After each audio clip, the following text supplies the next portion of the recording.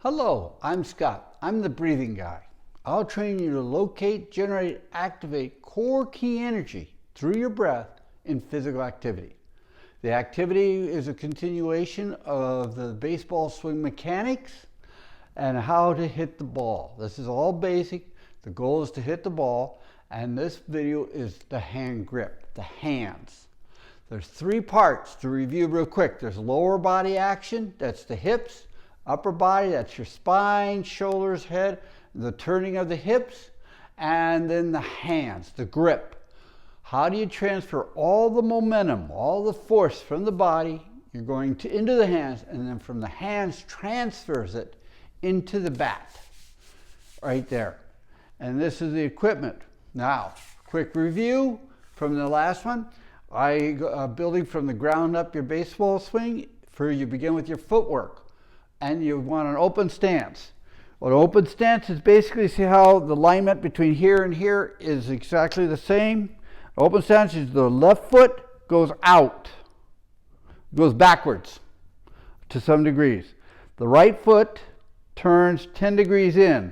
So your ankle is putting pressure on the ball. The left foot turns out 70 degrees, or even maybe a little bit, not at 90, 70 degrees or so. So you don't spin out. So when you turn, you have two. Your feet in the beginning, you're keeping yourself. So all you're going is rotate. So the goal is to where your knee is almost the back of your back leg here. That's your rotation, turning of the hips, is this action. Advanced levels is something else. You can get more momentum. But for now, we have this. And the idea of having your feet far enough so when you come up on the ball and you turn, you got forward hip action as well. So you got a forward and turning at the same time. But if your feet are too far apart and too low, you have no hip turning. Turning the hips where they're facing the pitcher is the goal. Now, there's two actions for clarity for the hips. You got shifting and turning. That maximizes at the point, and then timing it at the point of striking the ball. So your hip is turning, you're shifting to get momentum. The shift starts the bat down, the forward motion, but then the turning the hips brings the shoulders around, and then everything stops virtually at the time stable. Your hips are stable and everything at the point of impact. So your shoulders can continue turning around. Hips turn, shoulders rotate. That's the rule. Next point. So why the open stance? Why the open stance? So that right elbow can be bent. If you're straight, your elbow is going to run into your side. If you have what's called an open stance, in other words, that front foot is backwards, so you're actually facing towards the better. That way your right elbow can come through, and your left arm can be straight. That's why you have an open stance and you have your foot turned out so your hips can turn and you're not spinning out. So there's no point when you're learning to hit the ball, do not have your feet far apart. Just be now a little past your shoulders, that's it. And getting your hip action. You do it slow so you can just go, let it flow. The whole idea of the upper body, the solidness is in the lower body because you're building a swing from the ground. This is basic, there's more advanced. And then being fluid up on top, so soft shoulders. You do not tighten your shoulders, you do not raise your shoulders up, and your bat is a direct line to the ball. You don't wiggle, you don't point up like this, just natural. This is my natural. Why? If my shoulders are square, my head and spine is straight, make sure your hips are slightly tilted so your spine is straight so you can turn your hips. That's the key fact. And that way, and you keep your arm maybe just ever so slightly bent. Why do you want it like this? You're like this, so the best thing you can do is as you rotate, it just snaps out there a little bit. Two, you have your butt aiming towards the pitch, towards the target area, the middle of the box. That way you can shift up or down on that. So these are little clues. You can look at the first video on basic swing mechanics, baseball swing mechanics, bringing the ball to hit the ball. This is all basic. Now, this is on the grip. Grip is complicated. I go into finger ergonomics. and the contrast between your left hand, your front hand, and your right hand. It's a hard and soft concept, yin and yang, firm, fluidity. What's the purpose? Your left arm is the hard side. Your left hand is the hard side because it has to take the initial impact of a ball coming in. If your arm is bent or away from your body, and you get hit with a ball there, it's going to rattle. That's kinetic energy lost. You want to transfer solidness back in here, so when the ball hits it's solid. Guess what? The recoil is going back out, not into you. So the whole idea of having the arm straight and bat, not up like this, not that. So you just swing on. You're going a direct line, is my argument. So the body here does it, the hands, okay. Gripping. Now, how you grip it. Now, this is the key part. Look at this grip. There's several ways. You got to, what's the function of the left hand here? Is keeping your arm straight. So you're going to pressure these two fingers, tips, into the bat. Not the fingers, the actual fingertips. Two, you're not going to put it way down here. That loses grip. You're going to put it way up here and then you roll. So it's connected to that bone. You want this area right here to be the major force to take the impact, not down here. One. So you're rolling it here and here, and then you can roll your wrist. So you can almost see like roll like that and it just tightens so it's solid. So two, your hand is straight like this as well involved. So the left hand is, so you got a wrist action because what's the function of the left hand is this. See how my hand is going straight like that. It's not cupped, it's just like that. So when you're hitting, your hand is like this into the ball. That makes it solid. If it's cupped like this and you hit a ball, you're hitting like this, it wobbles. It makes your hand is weak. The link between your hand, your arm, and your shoulder is weak, making a solid form. It's a form. Once you get the actual shape of the body maxed out, then you can increase the relationships between the joints, between everything. That's the whole. So the left side, when you're hitting ball, is the firm side, your hand area. The right side is the soft side because it has to snap the bat into the ball. It has to go through. It has to counter. So this absorbs the initial contact and this counters it with a reaction to it at the same time. Timing is everything too. So that's the other thing. So footwork, remember, you just have it natural from the beginning, and so you can shift. And you can always tell how far is how far, what's the distance between the back of your knee here and the back of your leg here. That's your knee action.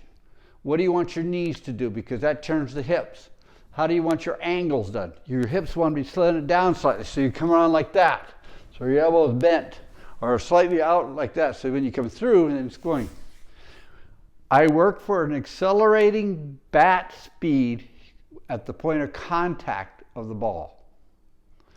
The more you can be accelerating hitting the speed, instead of having a fixed speed hitting the ball, really amplifies the kinetic force going into the ball. That's what I argue with. Balance is everything. Everything works. So when you come through, you have balance. So at the time of your hitting the ball, you're not working off momentum. You're working off your strength from your feet because you have balance in your hips. And the shoulders are rotating and angled right. The spine is angled right. So now the grip. So the left hand's function is to rotate in. So it's firm, and it's only the little finger and ring finger. This finger here should be pointed out. Soft. Do not have this finger tight. Should be tight. And do not tighten. The only time you tighten this finger, the middle finger, is at the point of contact. When you're coming through and you contact, then you squeeze. You squeeze this finger and the thumb, only at the point of snap and contact. So all your fingers at the point of contact are actually gripping into the bat at the fingertips. Not the fingers, the fingertips involved. That's what maximizes the stability and the force into the bat itself from the hands. So many people just use fingers and it's weak. But rotate into it and you have it way up here, not down here. Yeah, I can test this out. When you have it down here, see it's way down here, someone comes up, see how it can move up and down. You get it here, way up here, and rotate in, and someone push it, it's not moving. And then here. But have this finger out or have it weak, or even in the golf swing, you never use this finger, never tighten this finger in the golf swing. This is finger ergonomics. It works the wrong muscles in your forearm all the way up to your body.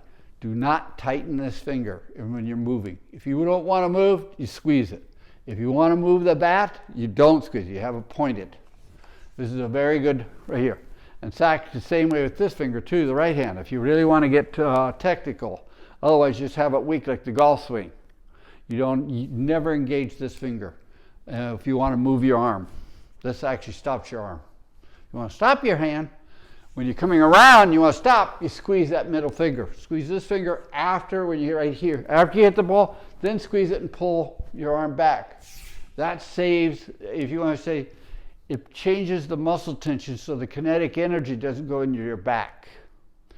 I almost forgot in the first video, make sure your hips are turning a little forward so it's flat when you do this, so you can't. If you got an arch in your back, you can't turn your hips, especially you females trying to do this. You don't want an arch. You want your tailbone spine flat up and down at the time. That way your hips are turned. If you got an arch, your hips can't turn. Then you're just doing this. You're just doing shoulder, upper body. And you're losing about 30% of what's potential. In fact, actually more than that, because everything builds from the ground up in my position.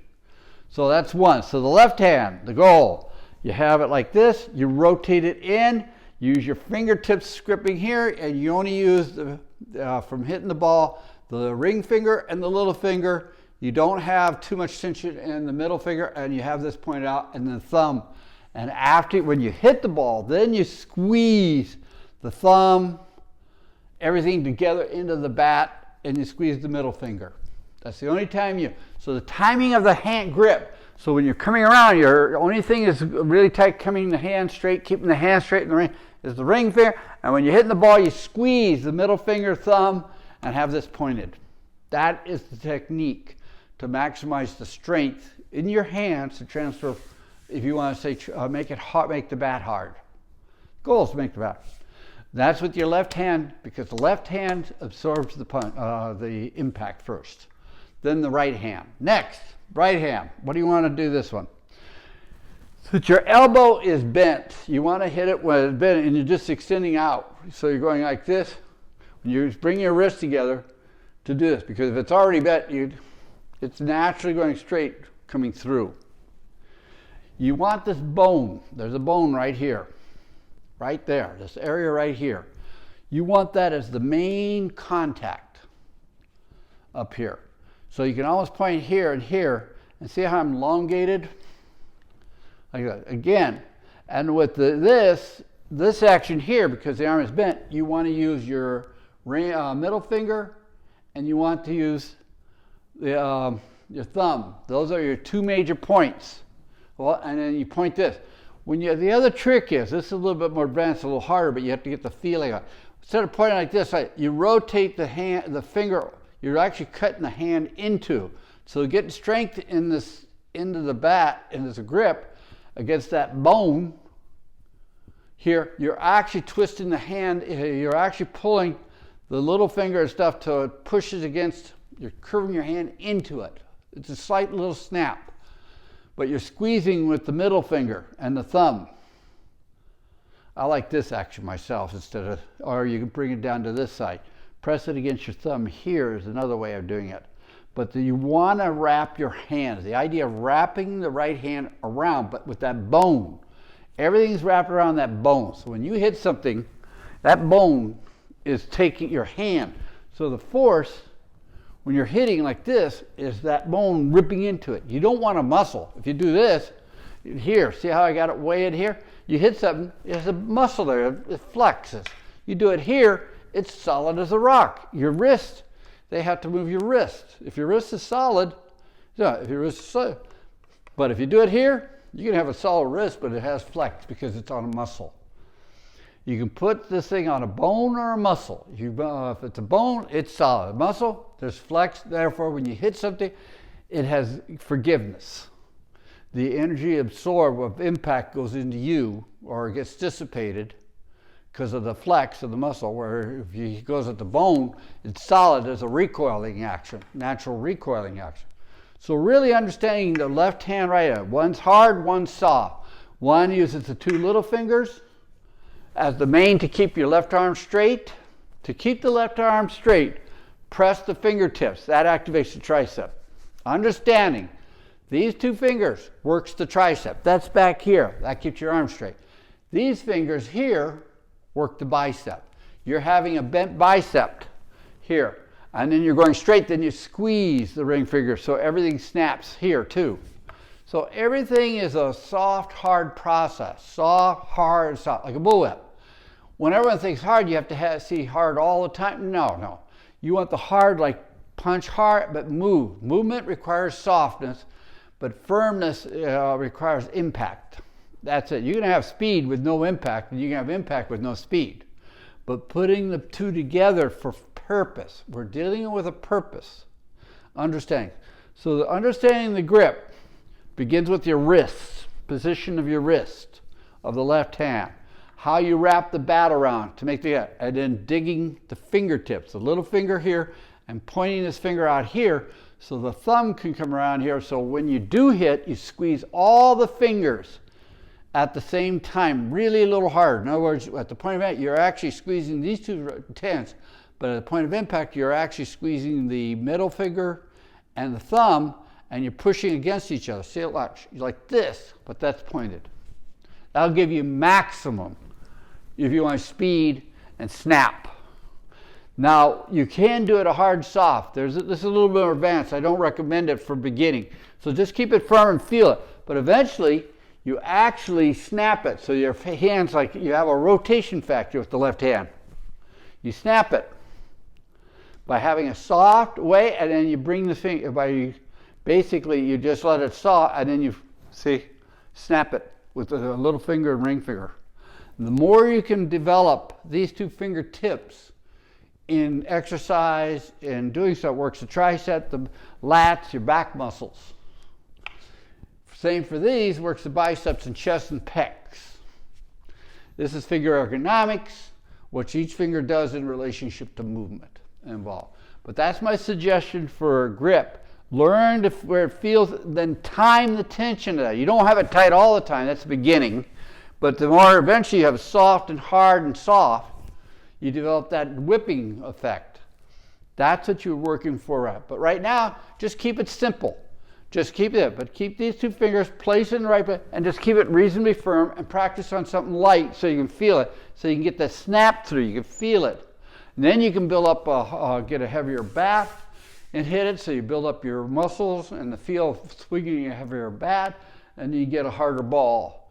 And then eventually you build up how to impact. Then go for pitching. Someone throwing a pitch is soft and build. Because you got to learn how to deal with the impact throughout your whole body. If you want to truly be effective, what level do you want? This is just basic. I'm just hitting the ball. If you want to make home runs or distance, you got to get more motion into the bat, momentum and strength, firmness. How about this? Hardness at the point of impact. More forward, it's two things at the same time. More forward motion and hardness at the point of impact. Those are the two forces got to go on. But then but the beginning, you have to hit it. This is all about hitting. And the hitting process with an open stance, 5 to 10 degree here, depends on your feet not too far apart, depends on what you want to do. You can even have a little closer and step out eventually. But the basic is just getting solid so you can turn the hips. So you got to shift and turn. Shift and turn. That's all you want. So your knees are just a little, if you want to say, way. So but feel the balance involved. So like that. So you got a little shift. Later on you want more, you get bigger shift, but do not, please, do not put like this and try to hit like that. You have no hip turns. That's the best your hip's going to do. The more your feet natural, you want your hips. That's how you judge the distance. Your hips should be faced towards the pitcher at the point. If you want a little past it, where it's a slightly more angle, fine. But basically, if you have it straight at the pitcher, you can turn your knee, everything's pointed, that's going to come around because your bat, you're actually hitting the ball in the middle of your body, more or less, unless you want to hit front, back. But if you position your belly button, say at the back of the plate, like this, and then you shift into it, you can go back at the batter box and shift it. In fact, you go all the way, some people, if you they'll go way to the batter box and then step in so they can get the forward motion of starting the hands around. But one, please, don't bend your bat like that. Have your hand already straight and set on your pec. You got that, so that way you just whip around. It's simpler, it's more direct. Your chances of hitting more, better. Hitting the ball is higher. The more you move your bat and everything before, before the guy pitches or you're not ready. Then, but watch this, to back my point, I repeat, I haven't seen one exception of all the big leagues or good hitters. The point between here and hitting the ball is always the same. And how is it? That left arm is straight, it's connected to the pec coming around, and the right elbow is bent slightly to some degree. It comes straight after, but there's some degree of bent in that elbow. I'm advocating for more wrist action, a little bit more than most. I can get it because I have an open stance where the left foot is back of the right foot. So that way my elbow can come through. If you're straight, you have to bring your elbow farther, and that leaves less wrist action. That's the mechanics. I'm just pure, if you want to say, body mechanics of moving a bat around in relationship to what you want your right elbow to be in position. It's all about the hands, the grip, everything, and the elbow, right elbow and the left arm. How's the rest of the body bringing that force, that motion force into the ball? And having your foot turned out 70 or 75 degrees, you figure out what's best. So your hips turn in. So you go, you shift, you balance. Not instead of pivoting out. I mean, God, you ever see these guys? I just, you go pay to see contortionists. You see some of these players with their knees bent like this, and they come up and they're twisting that foot all the way around. Oh, yeah. How many times, what do they have to do afterwards to get their back in place or shoulders in place? And then they feel, when they miss. The problem is when you twist your body that much, you miss so many times. It really distorts you up. This, I don't want miss. Everything's business. If you ever see a true Japanese sword, I take that position.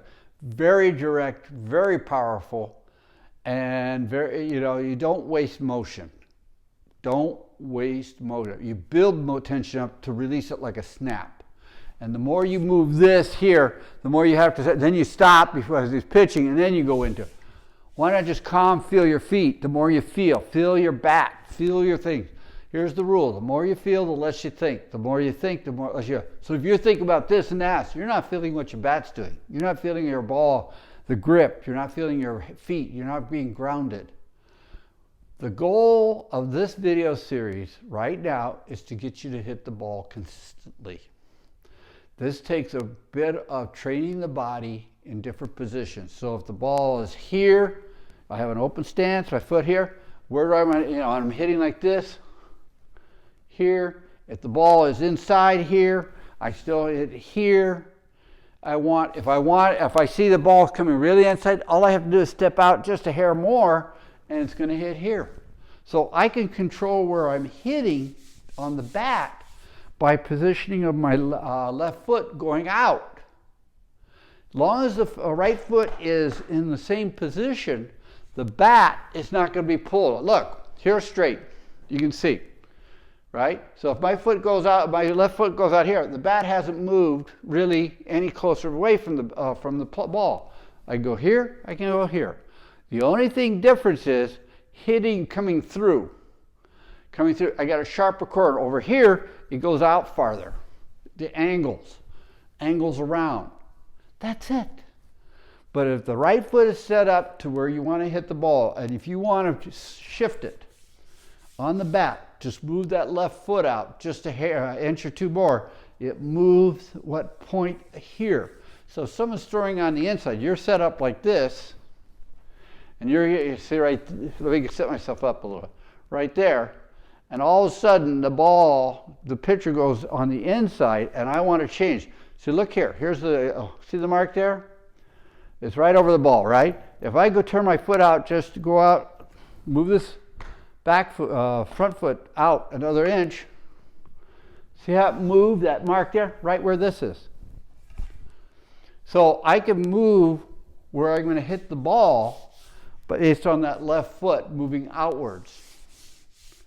And still have it. Make sure it's out there 70 degrees. So you're just moving from here to here, and still that just makes the hips come around faster. And ball. So these are little techniques, and don't expect to do, but basic. One, do not have your feet far apart. You want movement. You want returning. If far apart, you cannot turn your hips. You know, being close and going out, that's higher level. But basic, just have your feet just nice and comfortable, natural. Just right down. You're here to here, going down right to the middle of your foot. That way you have maximum turn of the hips. If you want a little farther apart, fine. You can throw a little farther. But do not bend your knees. Just natural, sit. Make sure your hips are straight. That way you can turn, and then you bend at the hip flexor if you need. Just a little bit of hip flexors bent. So your hips can come down to turn so the left shoulder comes up. If you want to hit distance, this is the number one rule. If you want distance, that left shoulder has to be up, the right shoulder has to be down, and the spine has to be straight. So you bend here. You tip the hips at the hips, not at the waist. You don't tip here. You tip at the waist if you want the best effect with the least effort. You can always hit the ball out there. If you hit it, you can throw a kitchen sink at it, or you can hit it with great swing mechanics. So effort you put in there just looks so natural. It just goes out there. It's almost like it's effortless for the distance you're doing. You feel it, but you have to be really internal. This is internal force, feelings, connecting, awareness. You have to be aware, to be mindful, to make mindfulness for the purpose of hitting the ball at the time. So the staging of having something in a room, garage, where you go like even this way, go here, okay, let my left shoulder down. How is it supposed to be? You're creating a body feeling. You're creating body awareness.